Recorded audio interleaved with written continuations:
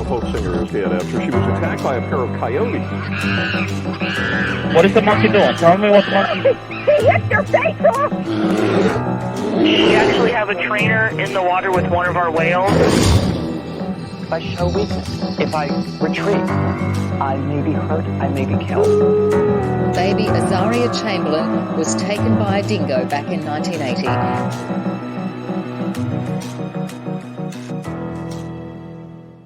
The Toronto Zoo has a gorilla that is now on limited screen time thanks to a sign that went viral on social media this summer. The poster reminds visitors not to show photos and videos on their phones to the primates. It comes after Nasser, the teenage gorilla, started spending less time with his family at a key development stage in his life and more time at the window watching the screens. Holly Ross says that while people just started noticing the sign, the issue started quite a while ago. This is an older issue for us, and it was something that was really... Hello, everybody. That was a TikTok someone sent to me. Fantastic. Basically, this gorilla at the zoo is spending too much time at the glass watching people's phones. He's watching Family Guy clips with Subway Surfer underneath of them, and he's not spending enough time with his parents. What a classic conundrum. People and animals, man. We're just like each other. Welcome back to Man It Is Everybody, the only true crime podcast on the internet where all the killers are real animals, whether it's biting, scratchings, maulings, or clawings. We're here to talk about it. And today, we're pretty much exclusively talking bitings. We are on to Serpents and Suffering, Part 2. Last week, we covered a non-comprehensive list of all the fatal snake bites that occurred in Australia throughout history. Today, we're doing a Part 2 where we look at all of the fatal snake bites that have happened in the United States in that same amount of time. So it's quite a long list. We're not going to waffle on too much at the beginning of the episode, but I do want to just really quickly say this episode is about a day late. Sorry for that. Had a massive week last week. I was in Cairns, actually, for a conference, and I got a chance to go to the Cairns Aquarium. Fantastic aquarium, if you get a chance to do that. If you're up in Cairns for whatever reason, really good. They had some great biologists do some really good talks. What was her name? Charlie was like an ecologist, and she did a whole thing on sharks, which was very, very good. She called them the doctors of the ocean, which I was like, that's kind of weird, but she explained it in a way that was accessible to all of the children there, including me. Basically, like, sharks will kill the sickest of the fish because they're slow, and if they don't do that, then the fish go and give COVID to their friends, and then we all die from COVID in our tuna cans. I think that's kind of what she was saying. I think that was the gist anyway, yeah. So I went to the Cairns Aquarium, and then yesterday, or the day before yesterday, I went to the Australian Museum and saw a bunch of stuff. If you were on my Instagram, by the way, at Man It Is Podcast, you would have seen all of this on our story, so make sure you follow that so you don't miss all the cool stuff I'm doing. I feel very lucky to have been traveling lately and getting to do stuff like that, which is great. Okay, moving on. Let's jump into Snakes and Suffering. What was it called? Serpents and Suffering, Part 2, North America Edition. American Venom. That's what we're calling it.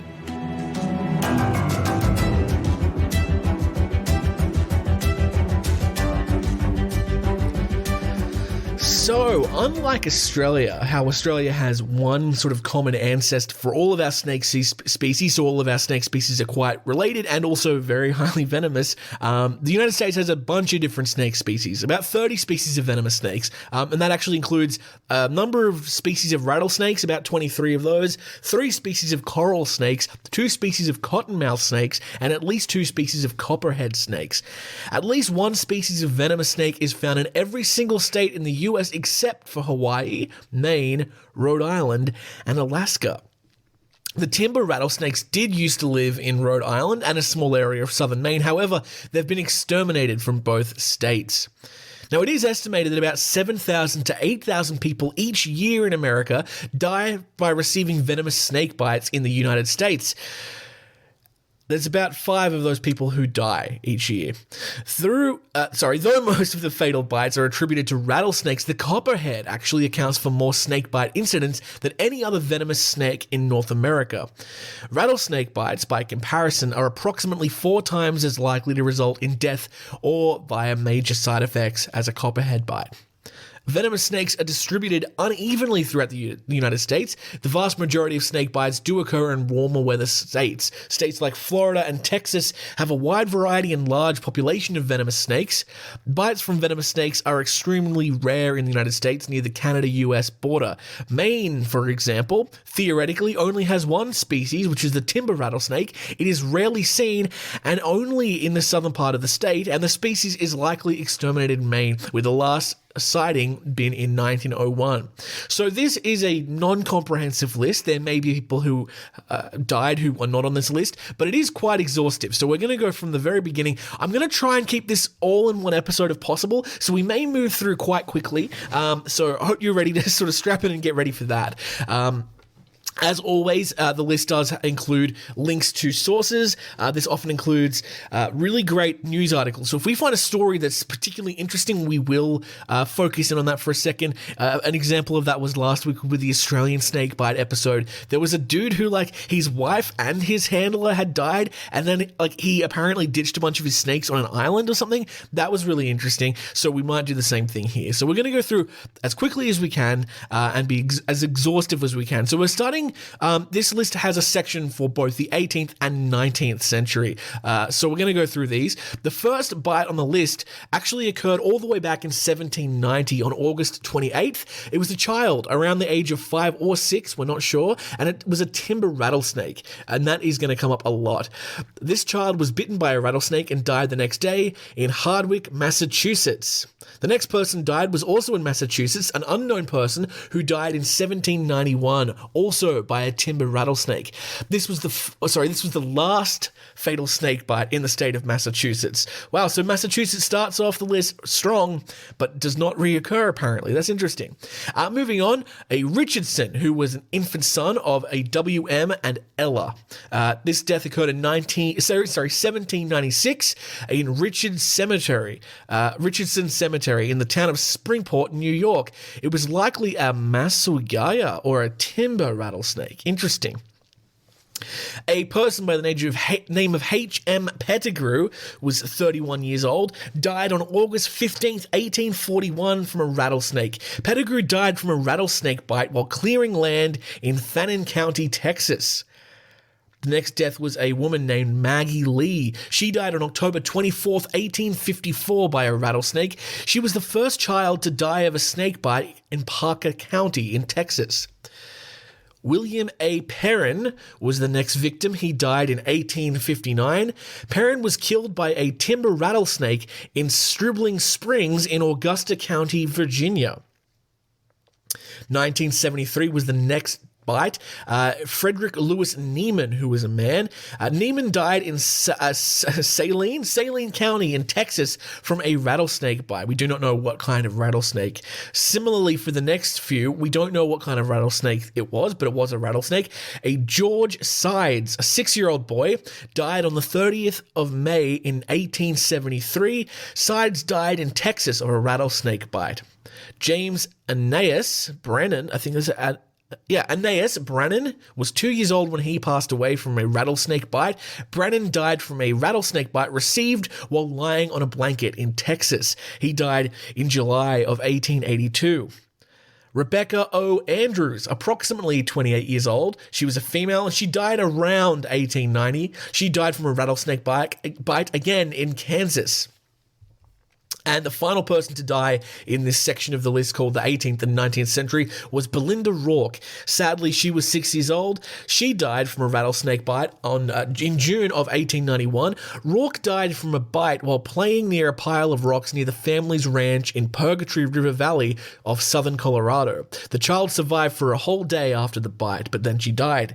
Very sad stuff. Okay, well, at least that's that section done, the 18th and 19th century. We're moving on now to the 1900s. And the first, obviously, like, is similar to all the other lists we've done in the past.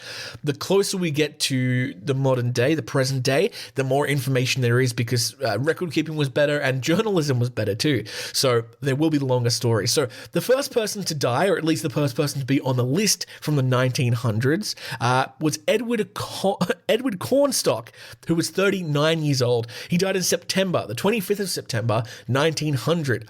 Cornstalk died as a result of a bite from a rattlesnake rattlesnake during a snake handling exhibition on Water Street in Chillicothe, Ohio. A newspaper article read, Edward Cornstalk, manager of a snake show, was bitten by a rattlesnake at Chillicothe, Ohio, I think, last week and died in terrible agony. His hand and arm swelled to an enormous size. Every known antidote was tried without avail. He was changing the snakes and put his hand into a box when the rattler bit him. He had handled snakes for years. Wow. Just goes to show, and this was a similar thing in the Australian list, snake handlers are the ones who are getting bitten a lot. So that might be a recurring theme that we see today as well. The next victim on our list was actually 2 whole years later, the 25th of, exactly 2 years to the day, 25th of September 1903. Frank Benham, I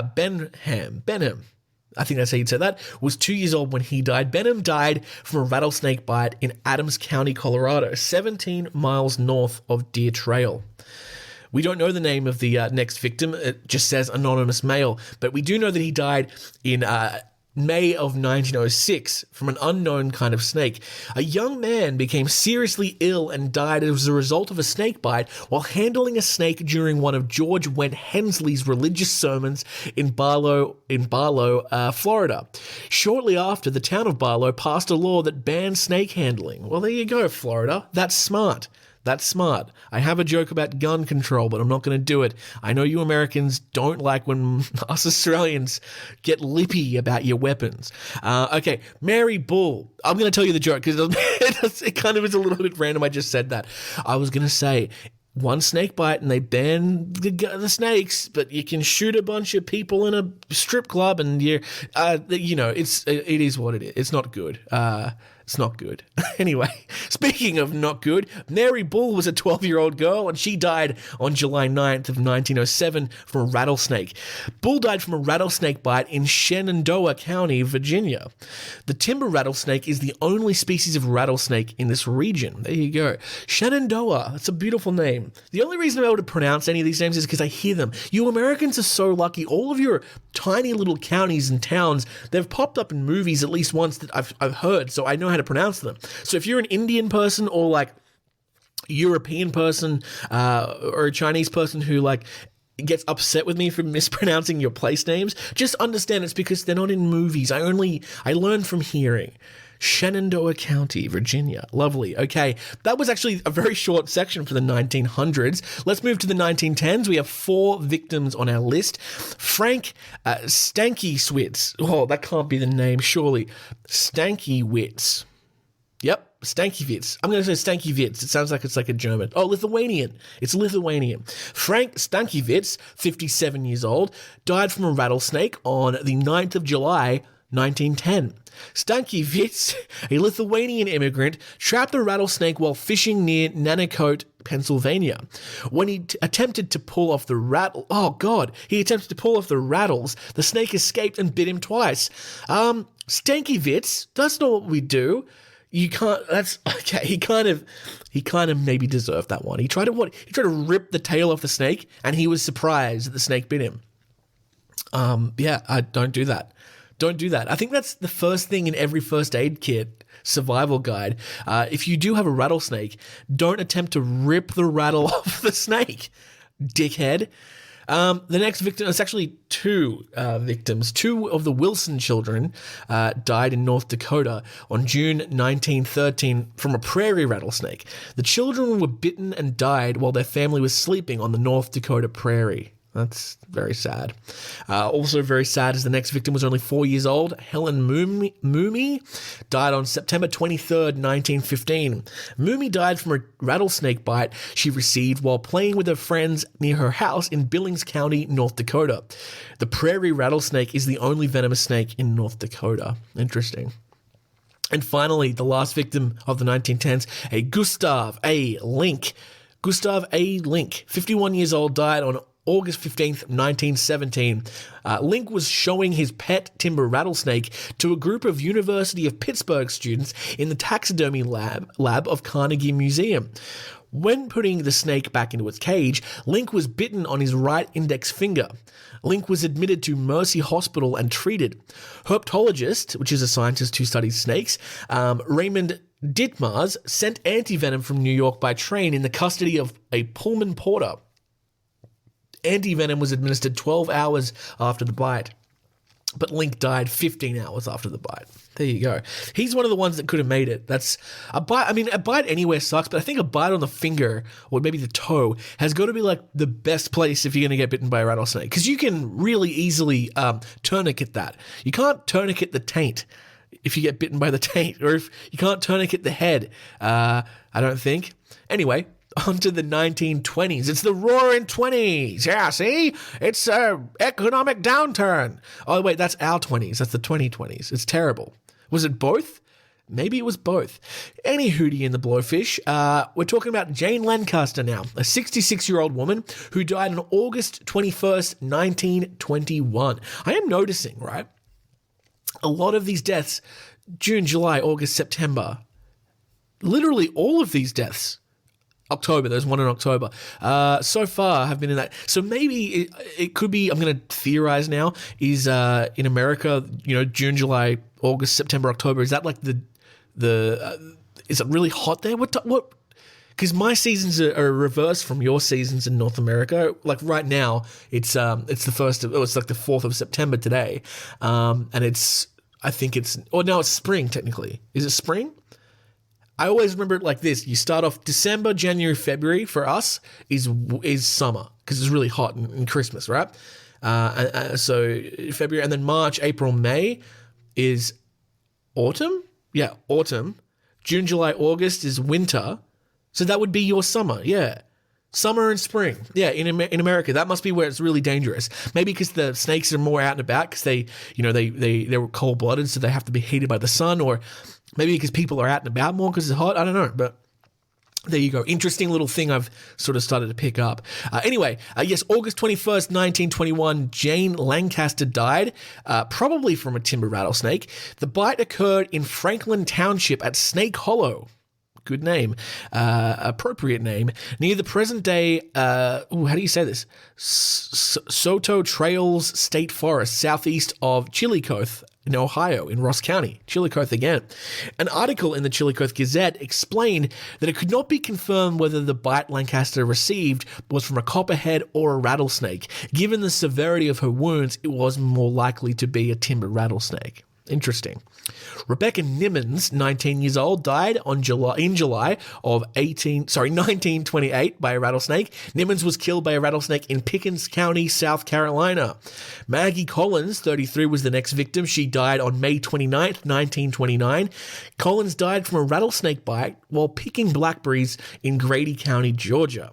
And finally, in the 1920s, the last one, Wilma Hassinger, 15 years old, died on June 15, 1929. He was bitten while fishing along the Rattling Creek, also an interesting and appropriate name, near Lincoln's, Pennsylvania. Died from a rattlesnake bite. We're into the 30s. What happened in the 30s? I don't know. I wasn't there. Jess Corral was the first person to die. Jess was a man. Usually it's a Jesse if it's a man, but Jess Corral, 28-year-old man, died on the 24th of July in 1931 by a copperhead. The farmer, Corral, was bitten on the hand while in the hayloft of his barn near Washington, Indiana. Very, very rough. Alfred Weaver, 35 years old, died on May 4th, 1936 by another rattlesnake. Weaver, a 35-year-old itinerant, what's that? Itinerant, I don't know what that is, was bitten on the hand by a rattlesnake during a faith demonstration at a revival service in Barlow, Florida.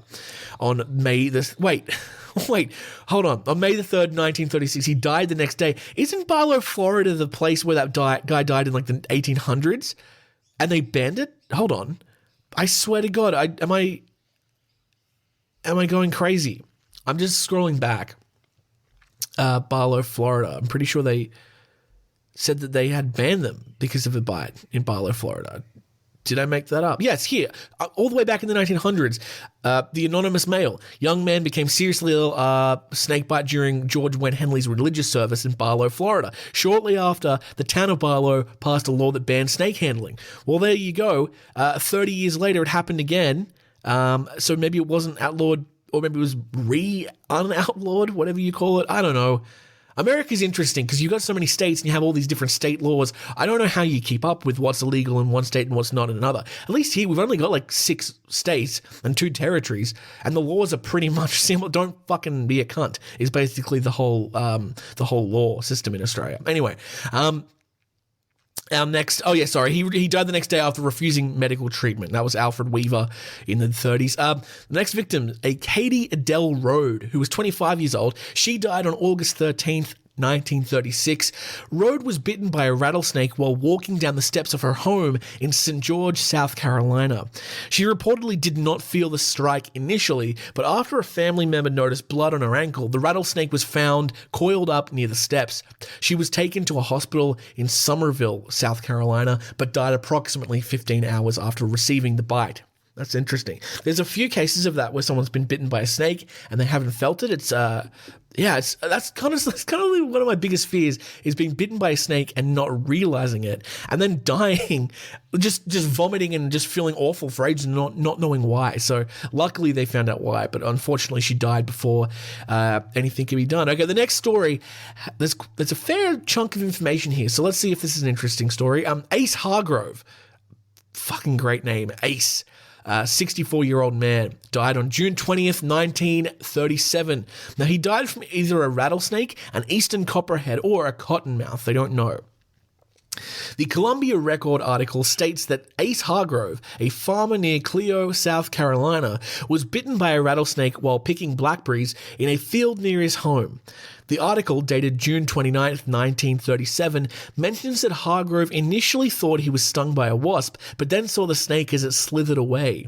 The certificate of death offers a slightly different account, stating that Hargrove was picking berries on the bank of a ditch near his home when he was bit on the right leg by a pilot snake. Both the water moccasin and the eastern copperhead have been referred to as pilot snakes historically, making a proper attribution difficult with current records. There you go. Not so much interesting, just information packed. Let's just call that one. 3 more people died, at least on this list, in the 1930s. There's not a lot of information on 2 of them, so we'll get through them quick. A B.T. Wally was 34, and Marshall Ray Weddell was 5 years old. They both died in 1937, B.T. Wally on July 21st, and Marshall Ray Weddell on July 24th. So 3 days apart from each other. In 2 different states, though, both from a rattlesnake.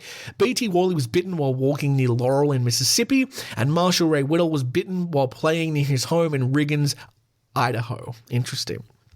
Final person to die in the 1930s on this list was a Mr. Paul D. Emerson, who was 50 years old. 50. He died on September 17th in 1937 by a rattlesnake.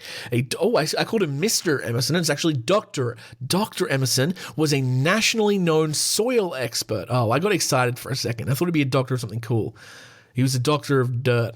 I'm the dirt doctor, and I got bitten by a snake. Anyway, Dr. Emerson, nationally known as a soil expert, was found dead, on a trail 8 miles west of Rapid City, South Dakota. I love city names in America.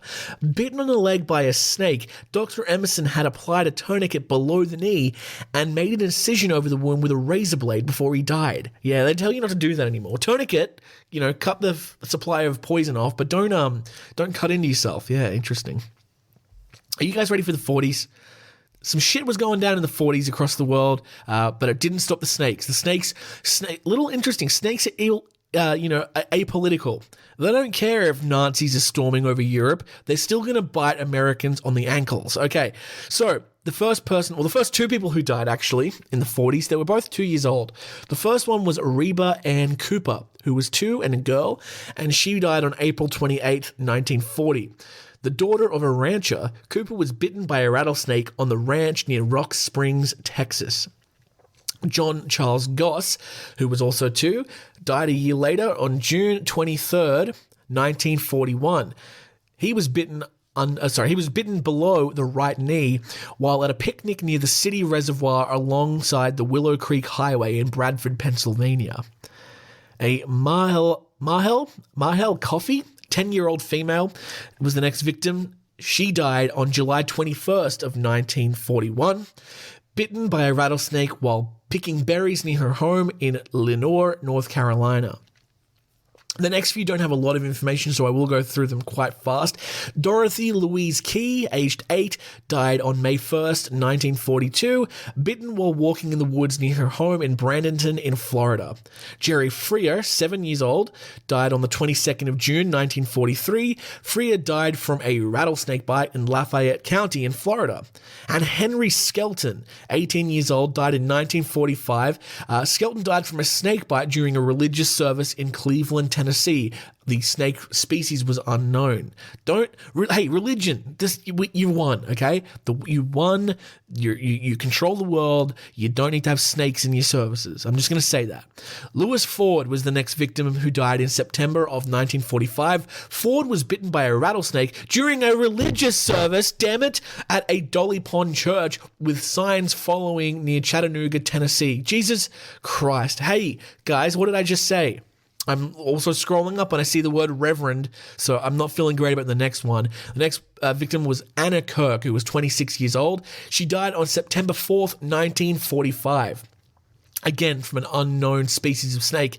Anna Kirk, the husband of Reverend Harvey Kirk, I'm not feeling good about this, died 3 days after she got bitten on the wrist thrice on September 1st, 1945, during a religious service, God damn it, in the Faith Holiness Church in Stone Creek, Virginia. Stop it. She was going into... Oh, no. Jesus Christ, oh, this sucks. She was going into labor just before dying without a physician present, and her baby also died. Afterward, this is good. Afterward, Reverend Kirk was arrested, convicted of involuntary manslaughter, and sentenced to 3 months in prison. 3 months, that's not long enough, I'm going to say. But hey, I don't write the laws in Virginia 1945. That's got to be the best. I mean, it's terrible. That's got to be the most interesting story so far, surely. Wow. Poor woman. Poor baby. Mrs. Floyd. Oh, this sounds like a fake name. Like a fake name you give to a fake grandma. Mrs. Floyd Butterbore, who was 22 years old, died a few years later in July 18, 1947. Mrs. Butterbore was bitten by a timber rattler at her home on Piney Creek, 12 miles east of Chillicothe, Ohio, near the Tar Hollow State Forest. Chillicothe has popped up a lot lately. She was picking beans in her garden when she was bitten. She died the next day. This is the last known fatality from a wild snake bite in the state of Ohio. I'll be interested to see if later in this list we get to a non-wild, like a domesticated snake or whatever, a pet snake in Ohio. But if not, that would be the last one on the list. Interesting.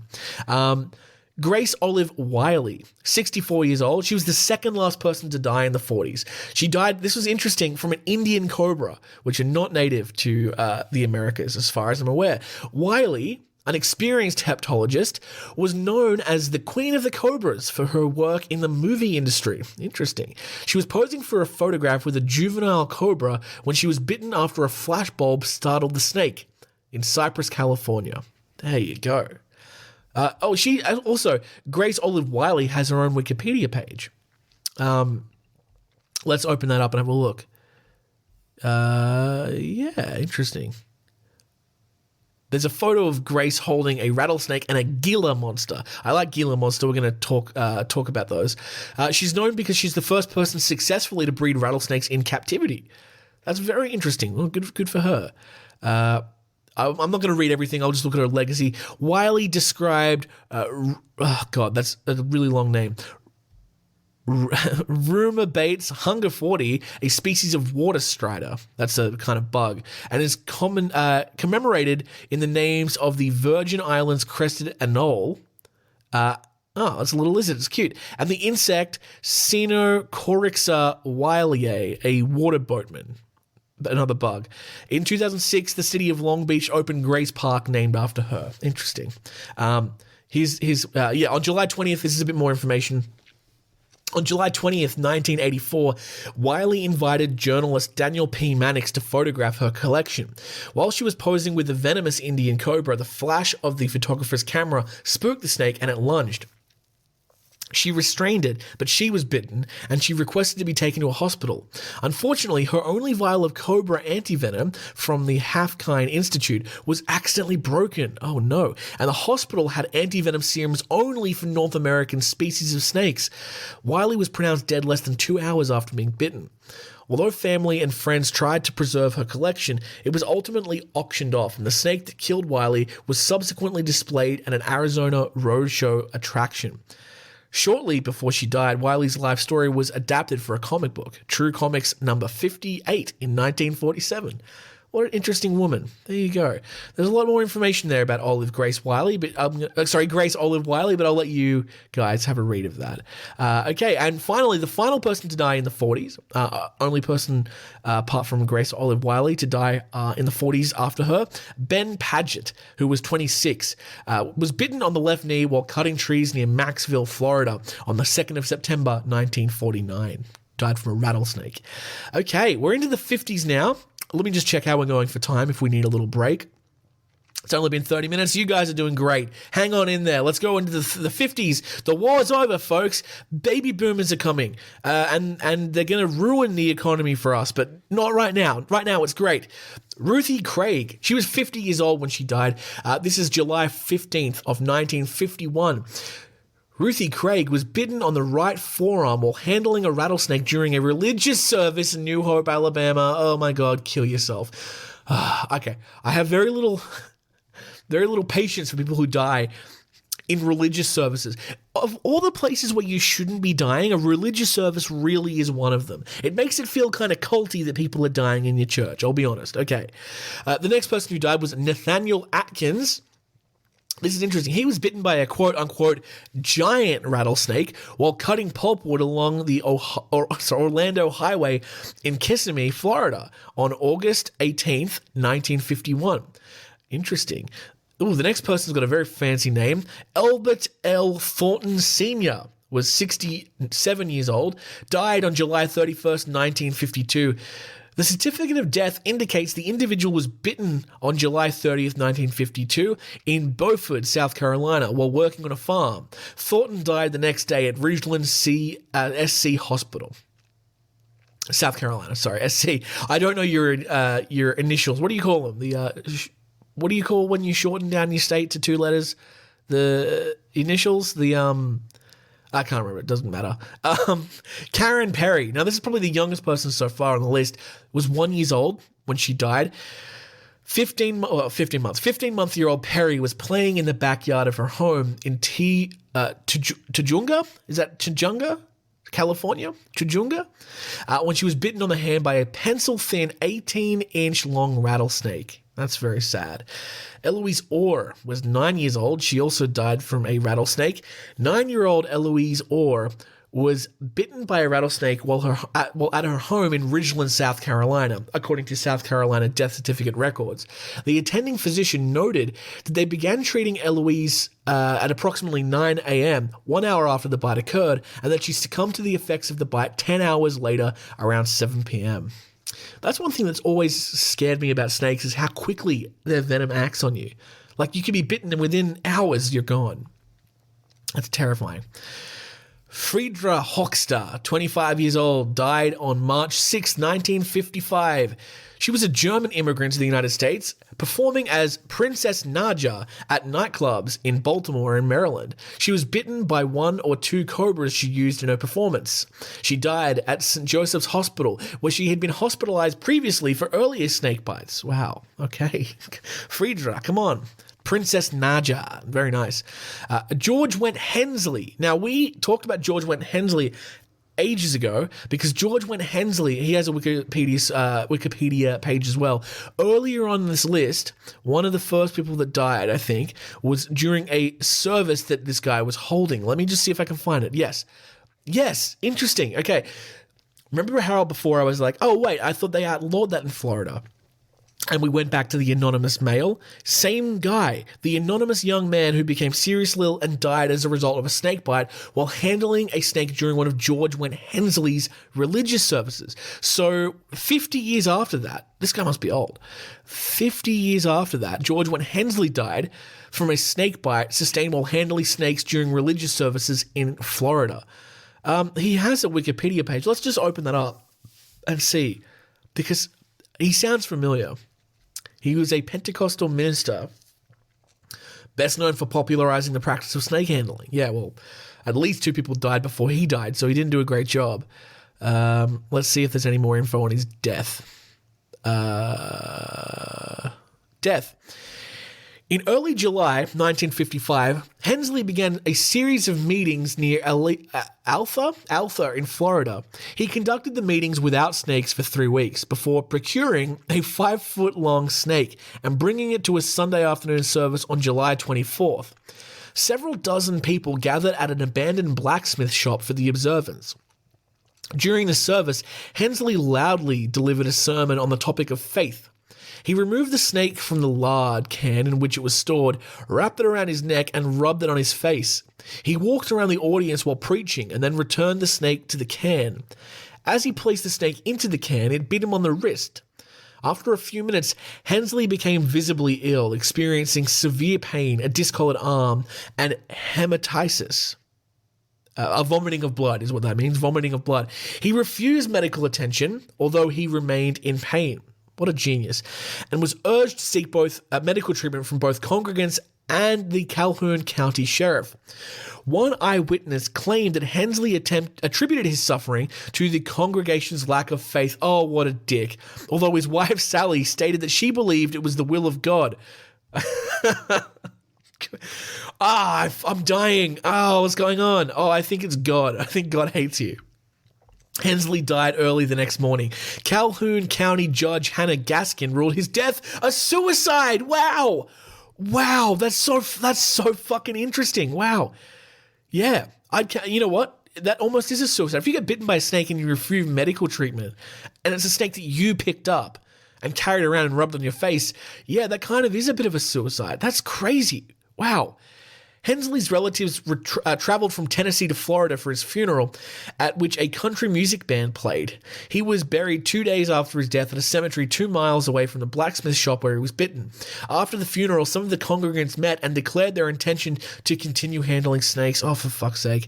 Sally resolved to continue spreading her late husband's teachings, saying after the incident that she had not lost an ounce of faith. Well, she should have. This guy sounded like a bit of an asshole.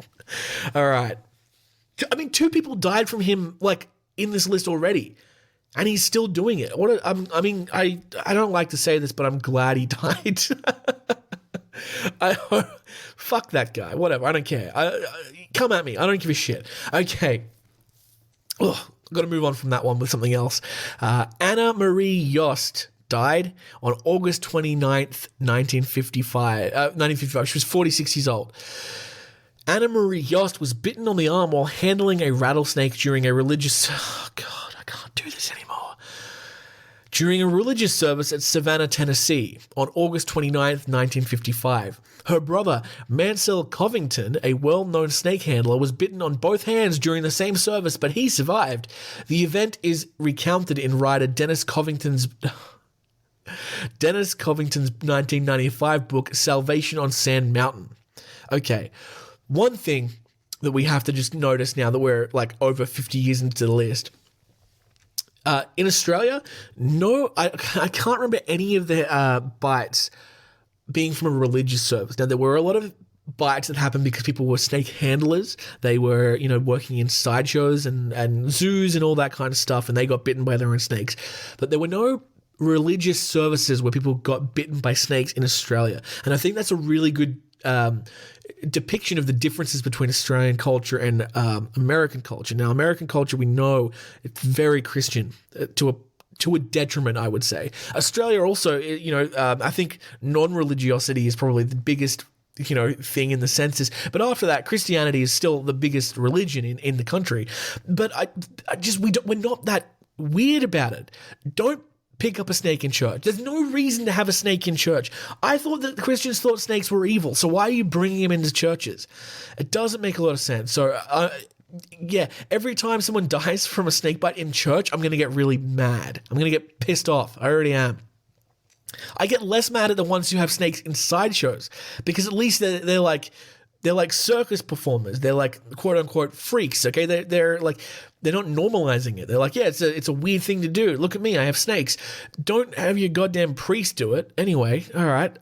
Also, I like how in this thing it says her brother Mansell Covington was bitten on both hands and survived. The event is recounted in Dennis Covington's book. So Dennis Covington surely is the brother of those people. Why would they have the same name? Maybe they were married into the family. Anyway, there's only 3 more people who died in the 50s, and then we might take a really small break.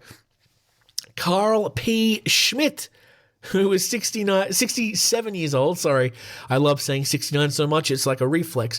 67 years old, died on September 26, 1957 by a boomslang, a very cool snake. Boomslangs are really sick. Look them up. They're from, I think, Africa, but boomslang are really cool looking animals. Schmidt, who was a renowned herpetologist, died in Chicago while documenting the effects of a venomous snake bite he was trying to identify. The snake was later identified as a juvenile African boomslang. Now, does that mean he was trying to... Wait, what? Okay, this is interesting. There's a link to an article with a headline, in quotes, he documented his own death by snake bite instead of going to the hospital. We're going to look that up right now. Is that the right one? Hold on. If it makes me pay for it, I'm not doing it. It's making me pay for it. I'm not doing it. We'll look it up later. It's fine. Okay, 2 more people, and then we'll have a break. Percy Miller, 13 years old, died on the 10th of June 1958 by a rattlesnake.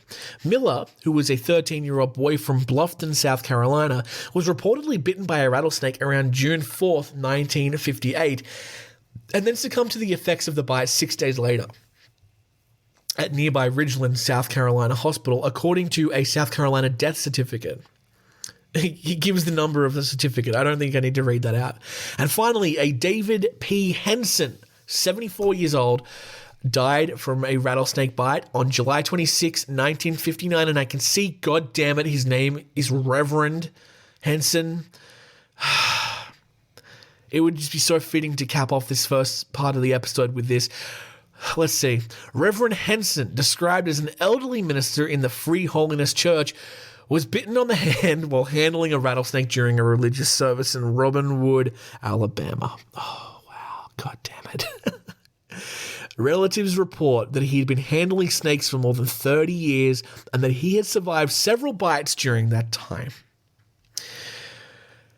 I think I need a break. I think I need to go and have a glass of water because I'm gonna get more cranky. Okay, don't have snakes in your religious. I've already said it. I don't know who's listening, who's doing. If you're a priest and you're listening to the show, I would take it as an immense personal favor if you would not bring venomous reptiles into your congregation. Thank you. Go and have a break. We'll be back in a moment. Go and do a wee.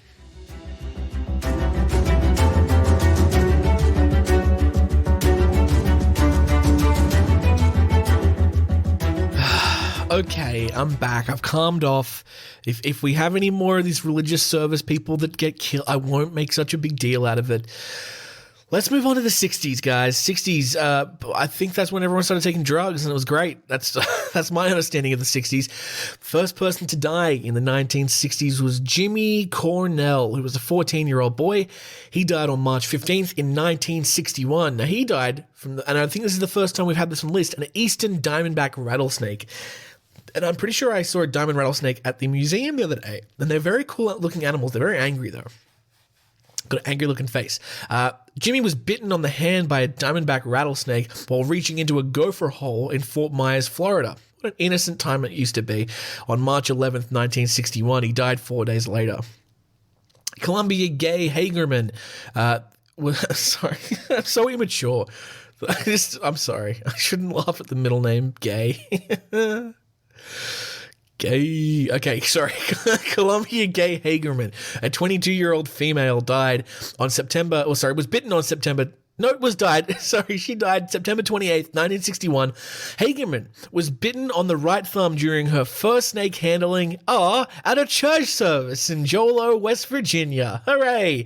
She declined medical assistance and died at her parents' home. Her parents had previously been bitten several times by copperheads and rattlesnakes, recovering each time without seeking treatment. Her older brother, Dewey Chafin, had been bitten by various venomous snakes over 100 times throughout his life, and he died in 2015 at the age of 82. If you think your parents are bad, they're not as bad as Columbia Gay Hagerman's parents, who let her die. The next victim was Jerry DeBarry, who was 37 years old. He died on January 27th, 1964. DeBarry, the director of the Salt Lake City Zoo, was bitten on the left forearm by a South African puff adder when he opened the cage to tend to the animal. There you go. Sad. But at least it wasn't a church. I'm okay with someone dying in that way because it wasn't at church. Donald Beppis. Sorry, that's a funny last name. Sorry. It's less funny because the kid's like a year old. Donald Beppis. I'm sorry, I got to explain why I'm finding this funny because otherwise it just comes across. My fiance. Oh, we got engaged, by the way, like yesterday, and that's the first time I've said it on air. Whenever we see Pepsi, we order Beppis instead of Pepsi. I don't know where it comes from, but it's like if you want a Pepsi, I'd be like, can I have a Beppis? Anyway, sorry. That's why I find it funny that this kid's name is Donald Beppis. Anyway, Donald Beppis died on August 4th, 1965. From a rattlesnake bite. The 15-month-old Don Beppis was playing in the yard at his home in Cat Creek, Montana, when he was bitten on both legs on August 4th. Frederick A. Shannon was a 43-year-old male who died on August 21st, 1965, and he died from a Mojave rattlesnake. Bitten on a finger on his left hand by a Mojave rattlesnake while collecting specimens near Klondike, Arizona on the 29th of August, 1965, Shannon was one of the foremost American herpetologists, a physician and an expert on snake bites, having co-authored a manual for the U.S. Armed Services. He died on August 31st in 1965 after being airlifted to a hospital in Los Angeles. That's crazy. Oh, he had a Wikipedia page too. Shall we see if there's more information? We probably should. That would be the responsible thing to do. And there is a fruit fly buzzing around my head and it makes me want to kill myself. Okay. Oh, not a lot of information. He died... he died from the bite of a Mojave rattlesnake he attempted to catch. There you go. That's all the information there is. Okay, moving on. The final two victims in the 1960s, a Wesley Howard Dickinson, who was 45 years old. He died from a king cobra bite. An experienced hepatologist, Dickinson was bitten while force feeding, well, you shouldn't do that, an 8-foot Indian king cobra in Santa Ana in California on July 10th, 1966. Dickinson had previously survived bites from other cobras, rattlesnakes, a cottonmouth, and a Gila monster. He died on July 10th, the same day he was bitten. And finally, James Saylor, a 24-year-old man, was bitten while handling a rattlesnake during a religious service in Covington, Kentucky. Fuck off. On February 19, 1967. I don't have anything else to say. Let's move on to the 70s, guys. It was a groovy time, except if you were a snakebite victim. Brian L. Bristow was 28 years old when he died on December 29th, 1971 by a cottonmouth. Bristow had been collecting snakes in a bag. Sorry, it sounds funny, just like a random Sunday morning activity. I'm just collecting snakes in a bag, but he was bitten on the hand by a cottonmouth moccasin in Garyville, Louisiana on December 29th, 1971. He died that same day.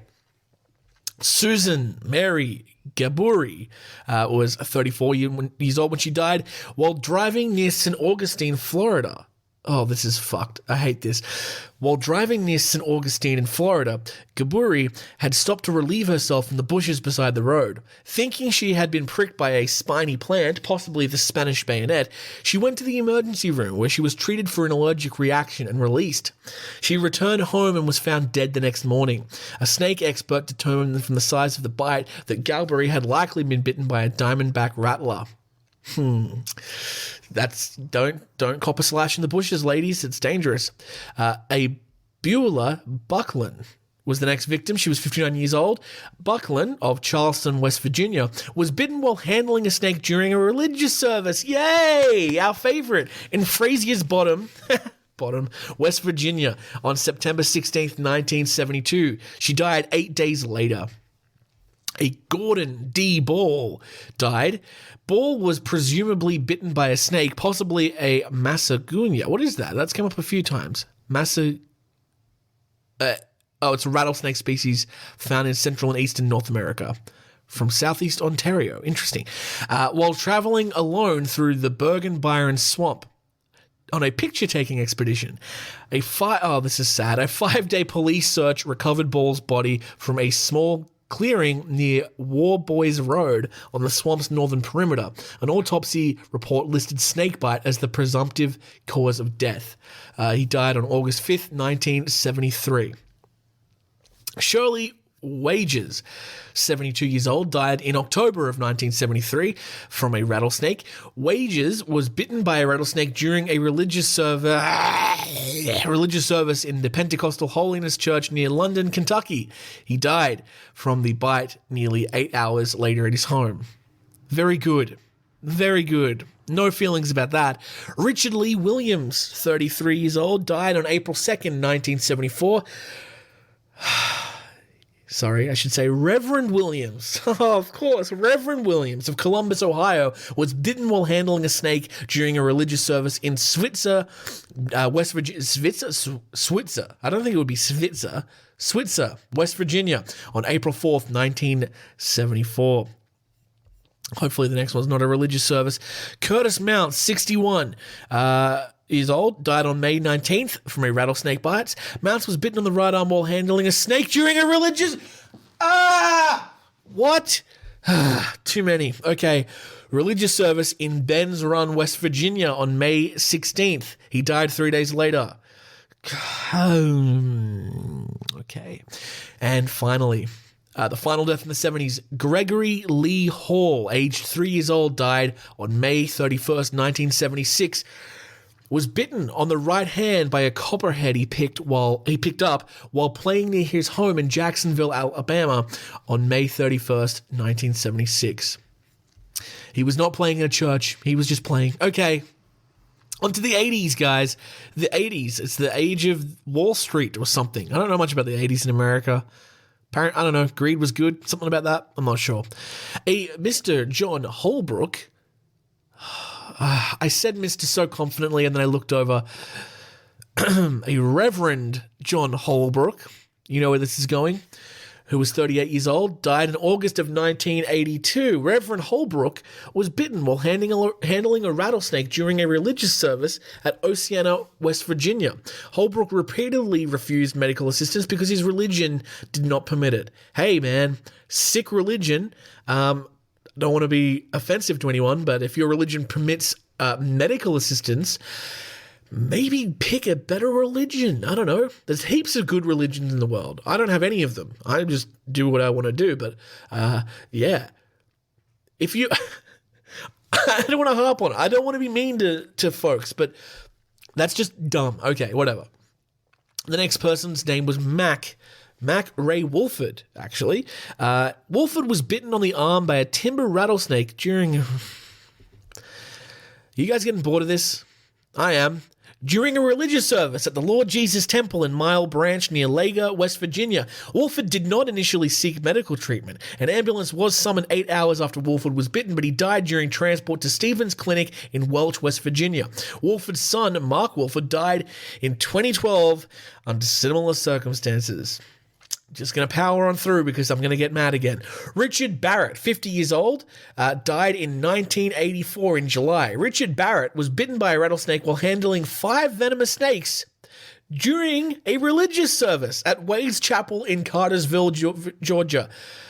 He refused medical treatment and was taken to the pastor's home nearby the church, dying approximately 7 hours later. I reckon we should rename this episode from, serpents and suffering to like serpents and some word to do with religiousness, church or something like that. Leave it with me. You might find that it's named something different. Who knows? A Charles Herman Prince, who was 47 years old. He died on August 7th. Why am I getting dyslexic? August 1985. Oh, good. He was a reverend. I wonder what happened.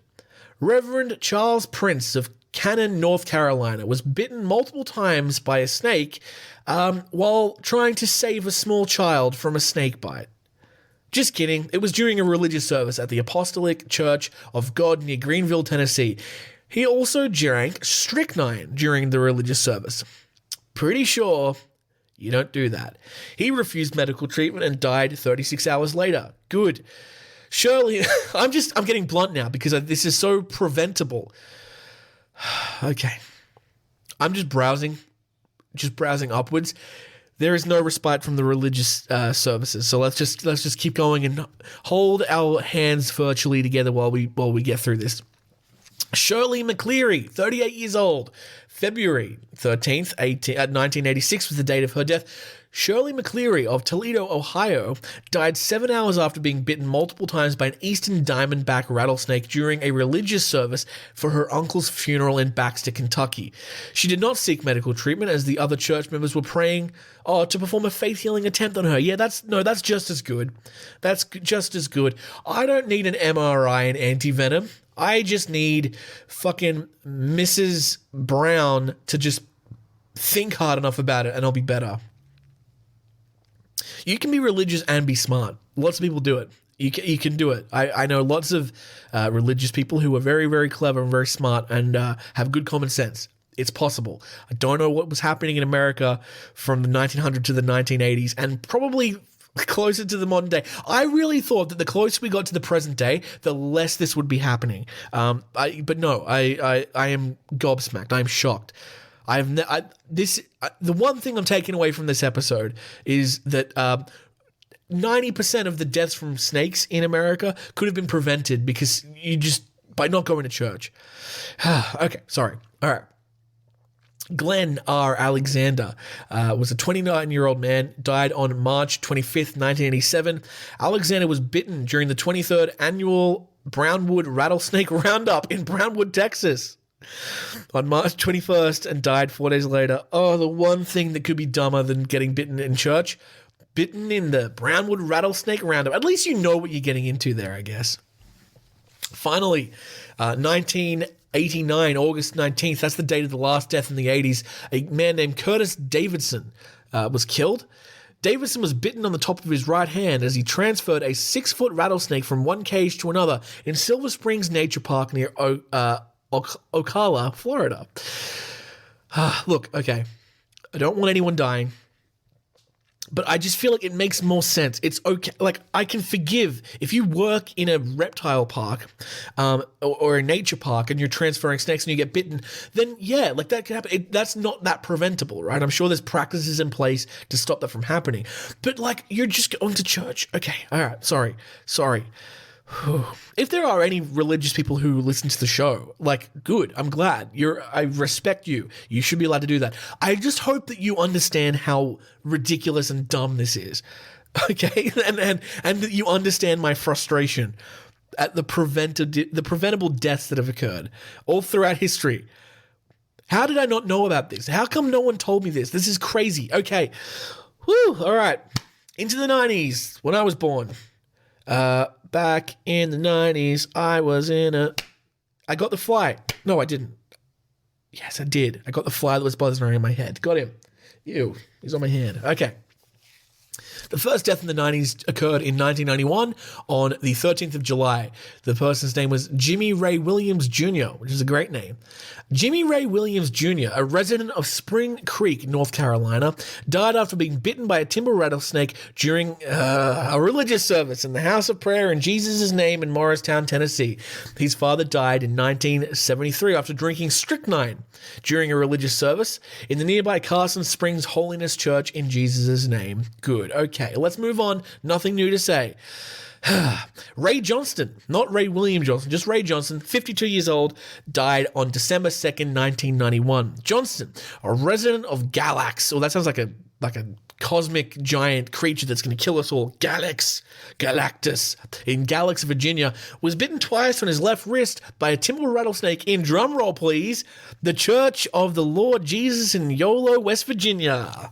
He refused medical treatment and died 13 hours later. Whatever. Sure. Good. Brian Leslie West, 25 years old, died from an Indian cobra bite on the 29th of May, 1992. Mr. West, who resided in Emmitsburg, Maryland, had a state permit to keep more than 24 snakes. He was tending to an Indian cobra in his basement when the snake bit him on the foot. 5 minutes later, he went into cardiac arrest and never woke up. He was pronounced dead an hour later at Frederick Memorial Hospital. It just goes to show how venomous Indian cobras are. Okay, at least he was in his basement, not in church. Cale Saylor, a 77-year-old man, died on March 8th in 1995. This is the first death. We skipped like 3 years there where there were no entries on the list. This is the first death that occurred while I was actually alive. I would have been 2 years old at this point. Oh, yeah, nearly 2. Saylor, a Pentecostal preacher, well, fuck you, was bitten while handling a rattlesnake during a religious service in Bell County, Kentucky. Saylor figured prominently in David Kimbrough's 2002 book, Taking Up Serpents, Snake Handlers of Eastern Kentucky. You don't get more time spent on you, Cale, because you didn't need to die. Melinda Brown, 28 years old. Brown was bitten while handling a snake during a religious service in Middlesbrough, Kentucky on August 6th, 1995. She died 2 days later. Brown's husband, John Wayne Pumpkin Brown, was killed by a snake during a religious service in 1998. Well, I'm sure we'll get there. Her name was Melinda Brown. She died on August 8th, 1995 by a rattlesnake. Dewey Bruce Hale, 40 years old. He died on January 15th, 1995. He was 40 years old. Hale was bitten on the hand while removing a rattlesnake from a box during a religious service in Enigma, Georgia. He refused medical treatment and died 9 hours after his home. At his home. Interesting. There's a correlation between being bitten in church and not wanting medical treatment. It's almost like they're fucking stupid, but that's fine. Daryl Ray Collins, 23 years old, died on December 14th, 1997, from a snake that was probably a rattlesnake. Collins was bitten during, guess what, a religious service in the community of R.J. Bell County, Kentucky. 2 more left. One of them, it's not much of a spoiler, it's Mr. John Wayne Pumpkin Brown Jr., which we already talked about. He died on October 3rd of 1998 at the age of 34. Brown was bitten while handling a rattlesnake during a religious service in Macedonia, Alabama. He had reportedly survived 22 previous snake bites. Brown's wife, Melinda, had been killed by a snake during a religious service 3 years earlier in August of 1995. The Browns left 5 children unorphaned. How goddamn selfish are these people? I'm sorry. I'm genuinely getting to a point where my anger isn't funny. I'm actually just annoyed. It's so selfish of them to do that. It's so selfish of him to do that. He knew his wife died 3 years earlier from the exact same thing, and he did it. If my partner died in like a skydiving accident, right? I would never go skydiving again. That would be so disrespectful to her. And our hypothetical orphaned kids. Okay. The last person to die in the 1990s, Anita Finch, who was 33 years old. This one, thankfully, does not seem to be in a religious service. She reportedly died on December 17th, 1999. Finch was bitten by either of these 2 snakes that she kept as pets in her Van Nuys, California home. So it was either a gaboon viper, interesting. Oh, that's a scary looking snake. Or a hog-nosed sand viper. Ooh, it's got a little spike on its nose. I'm scared. Okay, we're into 2000s now, guys. 9/11's coming. Sorry, I've been trying to break up the decades and yeah, that's what I think of. Anyway, fair enough. I was 5, so I was there. It's allowed. Okay, Derek Lima, 2 years old. First person to die in the 2000s was September of 2000, September 16th. Lemma was bitten in the thigh by a rattlesnake while helping his father, Victor Lemma, in their Lakewood Ranch, Florida backyard. Sorry, the kid was 2 years old. What help was he doing? All right, never mind. Pat Hughes, 45 years old, died in August of 2002. Hughes was bitten on the finger by a small snake in his own garage. He was admitted to a Sierra Vista Regional Health Center in Sierra Vista, Arizona, and treated with anti-venom, but he died of quote-unquote complications associated with the bite. I'm enjoying this little reprieve from religious services. I don't know about you guys. It's been 3 or 4 in a row. But can we keep it going? Ross Cook, 50 years old, died in May of 2003. Cook was killed in Lyle Creek, San Bernardino County in California, having stepped on a snake he mistook for a log. Great, no religious service, that's fine. Dwayne Long, 45 years old. Damn it! He's a reverend. That's never a good sign. It's never Reverend Dwayne Long was bitten by a snake accidentally when he was camping or anything like that. It's always on purpose. All of these should be suicides if you ask me. Reverend Dwayne Long was bitten on a finger by a rattlesnake during a religious service at his home in Jonesville, Virginia on April 11th, 2004. He did not seek medical treatment and he died the next day. Fine, whatever. I don't care anymore.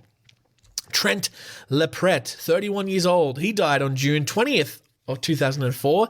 Lepret was bitten on each hand while swimming. Oh, wow. Swimming in Sagahatchee, is that how you say? Sagahatchee Creek near, Lochapoka. I don't know any of these names. Lochapoka, Alabama on June 16th, 2004. He was admitted to East Alabama Medical Center in Opelika. That sounds right. He developed complications and died several days after treatment. Interesting. Now, Alexandria Hall, she was 44 years old and she died, this is interesting, from an Uritu pit viper. She was bitten at her home and died 2 days later from bleeding in her brain. The Uritu pit viper is a highly venomous pit viper species found in South America. Wow. Creepy. She died on September 6, 2004. July 2005 was the next time someone died. That person's name was Margaret Wilson White. She was 54 years old. White was bitten in Hayes County, Texas, near Wimberley along Ranch to Market Road 12, about a quarter mile west of County Road 213. That doesn't mean much to me. Our next victim was a German tourist named Marcus Wolf. He died from a rattlesnake bite on September 12, 2005. Wolf, a German tourist, was bitten while hiking near Wilcox in Arizona. Joe Guidry, I don't know how to say that name, Guidry, 54 years old, died in October of 2005. Guidry, the Putnam County, Florida fire marshal, went to help a neighbor who had spotted a rattlesnake while mowing her grass. He shot the snake. It went under a shed, and Guidry was bitten when he reached under it. Well, at least he was trying to help. Now, I'm not great on this name here, but I'm going to do my best. Ignacio Hernandez twice. That's really interesting. June 10th, 2006, Hernandez became the first person to die in the United States from a fatal coral snake bite since 1967. He and Jesus, or Jesus, how do you say it? Is it Jesus when it's like a Spanish? Jesus Morita, I'll just say that. Both of Bonita Springs, Florida, were bitten by a coral snake they tried to kill. Oh, well, they tried to kill it first. Linda Long, who was 48 years old at the time of her death, she died in November of 2006, November 5th to be specific. Long died after being bitten by a snake during a serpent handling service at church. Okay, all right, whatever, I'm over it. Douglas John Hillier died at the age of 48 years old on September 1st, 2007. Hyler was bitten on his hand while attempting to cut off the rattles from what he thought was a dead snake. Okay, well, there you go. From what he thought was a dead snake that he came across the road while driving near Cleveland, Georgia. Medical help was summoned immediately, but took 45 minutes to arrive. He survived in intensive care for 42 days before succumbing to its effects. He was reportedly very allergic to bee stings and poison ivy. There you go. At least that guy, he thought the snake was dead before he cut it. If you find any dead animals of any kind, guys, just leave them be. Just don't cut anything off them, please, if you can avoid it. The next victim's name was Jackie Ledwell. She died in October of 2007 at the age of 63. Ledwell was bitten by a Mojave rattlesnake while taking a walk in Pauldron, Arizona. James David Bear, 37 years old, died. He was bitten on the thumb at his mobile house. The canebrake rattlesnake that bit him was one of 179 snakes he kept and bred in various containers. Oh, wow. And 84 of the snakes were venomous. I'm all for, if you're a herpetologist or you want to keep snakes and you're responsible, you can. I think that 179 snakes in your mobile house, which makes me think it's like a trailer park house, one of those, might not be the best thing to do. Okay. But at least it wasn't in church. And finally, in the 2000s, in 2009, October 10th, a Richard Rupert, who was 68 years old, he died while hunting with his grandson in Oglethorpe County, Georgia. He was bitten by a timber rattlesnake. Well, there you go. Okay, we're on to the 2010s now. We're getting very, very close to the modern day. So maybe we'll get some really, really interesting stories. A George Yancey, 35 years old, died on May 9th, 2010. Yancey was bitten while pulling up his... Sorry. The way it's written is very random. Yancey was bitten while pulling up his pants in Smithville, Texas. He was bitten by a rattlesnake, probably a western diamondback, but also possibly a timber rattlesnake. Eddie Lee Dormini was killed in Enigma, Georgia. Dormini was changing a lawnmower belt when he was bitten several times on his wrist by a rattlesnake. He died on May 21st, 2010. Peyton Hood, who was a 1-year-old girl, died on August 11th, 2010. Accidentally stepped on a baby western diamondback while climbing down a ladder at Possum Kingdom Lake, Texas. The snake struck her main artery. She was rushed to the hospital but died within a few hours. That's a very sad one. That one's very sad. William Prince. This name sounds familiar. William Prince, who was 67 years old, died on October 13th, 2010. Prince was bitten above the right ankle while wading across a stream at Cuyamaca River Reserve? I don't even know. In California. That's fine. He had been taking part in a study of steelhead trout that was funded by a State Department of Fish and Game grant. According to witnesses, Price stopped breathing within minutes of being bitten.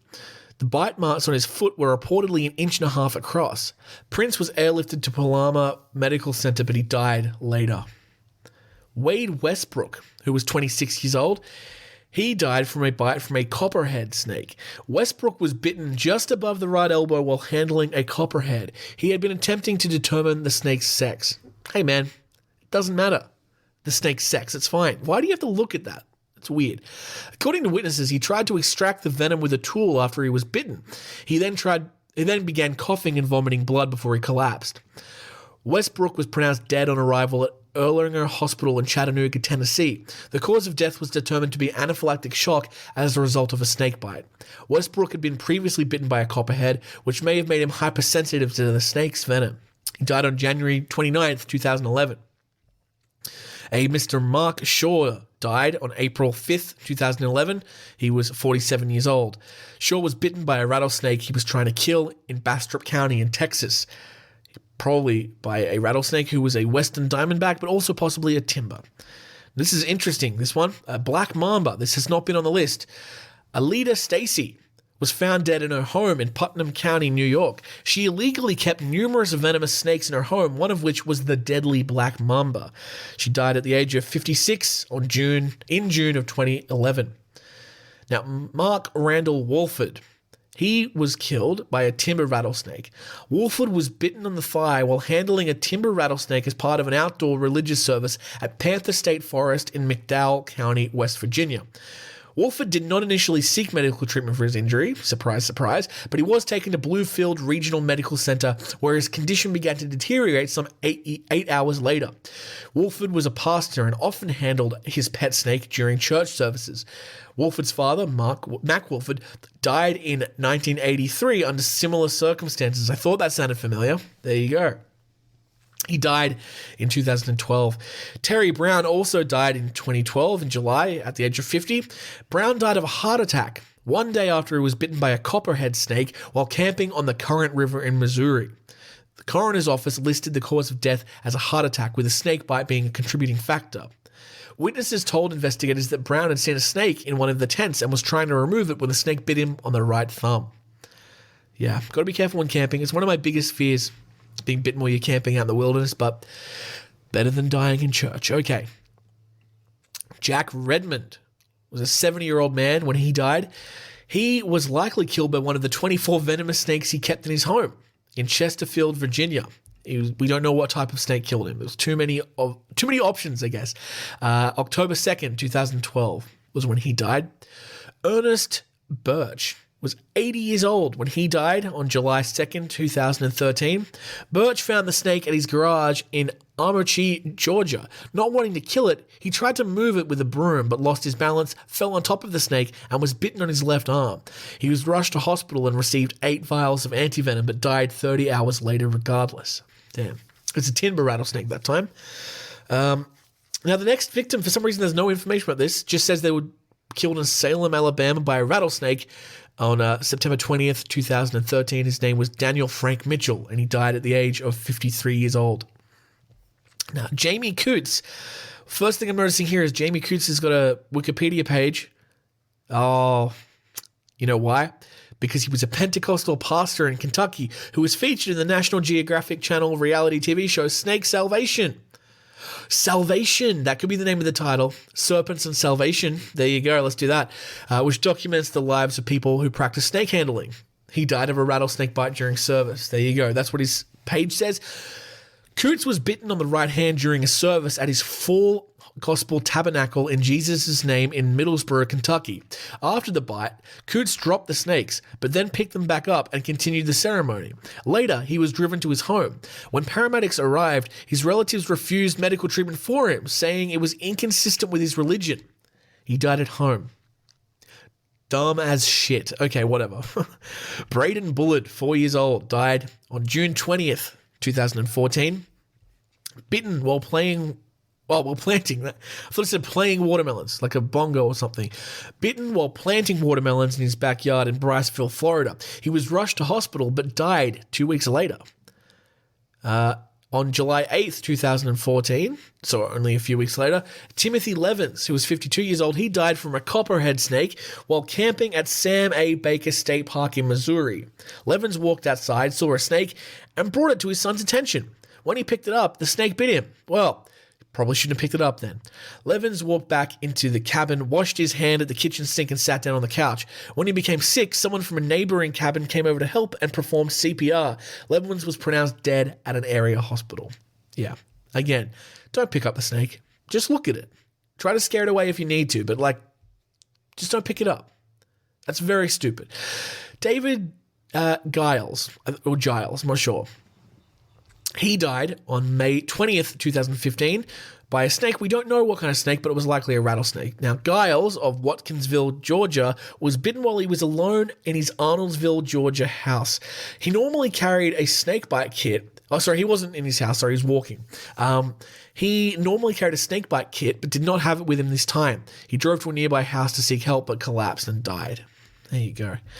Gilbert DeLeon died in 2015 on May 23rd at the age of 37. DeLeon was bitten on each leg while wading in the James River near Nixa, Missouri. After the bite, he did not seek medical attention and he died the next day. The county coroner stated the cause of death listed on the death certificate states undetermined because DeLeon also had a lethal level of the narcotic oxycodone in his system, along with alcohol and a non-lethal level of hydrocodone. Okay, damn. At least he was high when he probably didn't even notice getting bitten. Jesus. Grant Thompson died in 2015 from a monocled cobra. We haven't seen one of those before. They're beautiful, beautiful snakes. Thompson was found unresponsive in his car in a Lowe's store parking lot in Austin, Texas. He was taken to a hospital where he was pronounced dead. A monocled cobra that he was known to own was missing and was later found dead nearby, having been run over by a car. An autopsy was performed and Thompson's death was ruled as a suicide. That is interesting. That's interesting. I don't know why they would have ruled that one a suicide. Let's read that story. I know this is turning into a very long episode. What are we up to? Like an hour 20? But I think it's worth it. Here, autopsy. Teen used cobra to commit suicide. Oh, can't read it. Oh snap, something went wrong. It's still loading. Maybe I'll get lucky. Oh, I can't read it because I'm not an American. You fucking racists, America. Come on. Let me read your stuff. Whatever. Okay. Let's go back to that page. All right, where are we up to? Russell E. Davis was 39 years old. He died in July 19th of 2015 by a timber rattlesnake. Davis was sitting by a fire at his family's camp in Elk County, Pennsylvania, when he was bitten by a rattlesnake. He was taken to a hospital and from there was airlifted to a Pittsburgh area hospital. While in the helicopter, Davis suffered a cardiac arrest and was subsequently pronounced dead upon arrival to the hospital. The cause of death was an anaphylactic reaction from the snake's venom. No autopsy was performed and the death was ruled as an accident. Now, I am noticing, there's a lot of information in the 2010s in particular, and that's, like I said, the closer we get to the present day, the more information we're going to find because things get recorded more accurately, the news is better at, we've got the 24-hour news cycle, all that stuff, so that's why there's so much more information and such a longer list once we get here. We're only halfway through the 2010s, although it does look like there's not that many left anyway. So, John David Brock, who was 60 years old, he died. He was a preacher from Stony Fork, Kentucky. I wonder what happened to him. He was bitten on the left arm during a religious service at the Mossy Simpson Pentecostal Church in Jensen, Kentucky. I wonder if he accepted medical treatment and made a full recovery. Oh no, he refused treatment and he died in his brother's home. That's cool. He was bitten by an unknown species of snake, but likely a timber rattlesnake. He died on July 28th, 2015, at the age of 60. Wayne Grooms died from a rattlesnake bite on June 12th, 2016. Grooms was in the Santee National Wildlife Refuge in South Carolina when a rattlesnake bit his lower leg. He collapsed and died within 15 minutes. He was old, but that's really quick. He may have had an undisclosed condition which contributed to the severity of his reaction to the bite. Yeah, I'd say he was 70 years old, and that might have been the unknown condition, but whatever. Daniel Hoss, H-O-H-S, Hoss, yeah, that's nice. 31 years old, died from a rattlesnake on October 7th, 2017. Hoss was bitten on the ankle while hiking near Golden, Colorado. He was taken to a local hospital in critical condition and was pronounced dead the following day. Oh no. Barry Lester. We've only got four more to go in the 2010s. Barry Lester was 57 years old when he died April 29th, 2018 in Osage County, Oklahoma. Sounds like a lovely place. Lester was driving down a road when he spotted a rattlesnake. I wonder if he just left it be. No, he tried to move it to safety, but he was bitten on both hands. He collapsed shortly thereafter and was pronounced dead. Oh.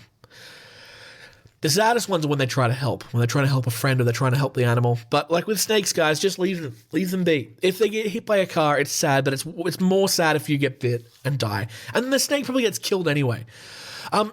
Lawrence Walters was 70 years old. He was a man and was killed on June 4th, 2018 in Spearfish. Is that the name of the place or what he was doing? Oh, it is. It's a place. Spearfish in Lawrence County, South Dakota. Spearfish looks like a beautiful place. 10th most populous city in South Dakota. Wow. That's not many people there. Okay.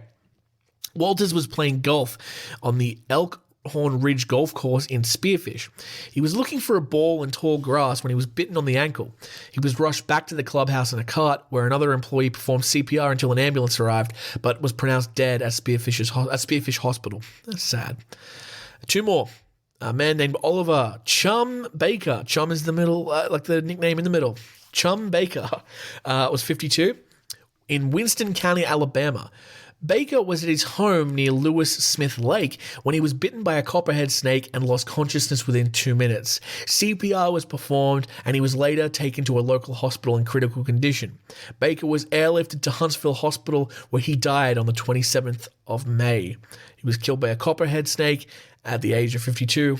Very sad. Finally, Priscilla Meredith was 62 years old when she died. In Waverly, Georgia. Meredith was bitten by a rattlesnake while in a friend's garden on May 17th when she went to sit down. She was in a medically induced coma for several weeks until her death on June 12th. Meredith was not able to receive antivenom due to her allergies, which doctors said would have put her life at risk. Damn. Died from a timber rattlesnake bite, 12th of June, 2019. And finally, guys, we're up to the 2020s. There are only 3 deaths in the 2020s, so we're nearly at the end of our list. Here we go. Been a long one today, guys. I appreciate you sticking with me. If you're sticking with me, here's the thing. In the Instagram post for this episode, comment the word, or comment the emoji. What's a random emoji? Let me just really quickly look at my most esoterically used emojis. Let's have a look. Hold on. Bear with me. What about if we all post let's post, there's an emoji, it's like a graph with a red line going up. The red line graph. If you're listening to this part of the episode, post the red line graph and I'll know that you're a true man-eater. You're a true pal of the program. I'll treat you like real special and stuff. Okay, anyway. David Risson was 49 years old when he died January 19th, 2022, very recently. We don't know what species of snake killed him, but he died in Pomfret, Maryland. Riston was found dead in his home, which he kept 124 snakes, including black mambas, cobras, and rattlesnakes. The Maryland Department of Health confirmed he died of a snake envenomation. There you go. Okay. Simon Curat, 6 years old. He died on July 5th of 2022 in Colorado Springs in Colorado. Curat was bitten while riding his bike with family in Bluestrom Prairie open space. He collapsed immediately and paramedics were summoned. Despite medical treatment, he died 5 days later at the Children's Hospital in Colorado. Very sad. And finally, the last one. And I don't think this... Yes, okay.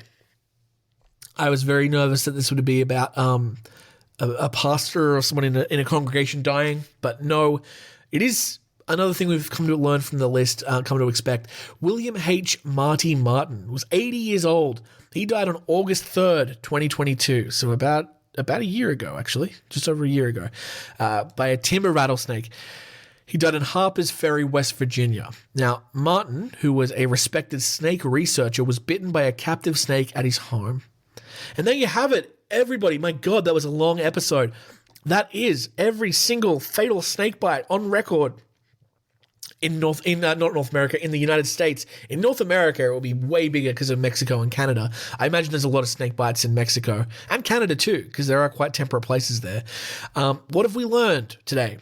One, if you have a trailer, like a trailer park home, don't keep 140 species of venomous snake in your house. I don't think that's a good idea.